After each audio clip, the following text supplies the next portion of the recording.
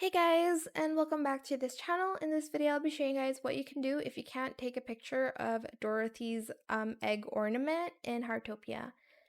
So I am going to get my tallest vehicle, which is this one, or this one. Don't use this one because it's pretty short. Okay, hold on, let me summon it in a different area. And then place it like next to the lamppost. Then you're just going to jump on the lamppost here. And then you'll be able to then take a picture of the egg ornament like so.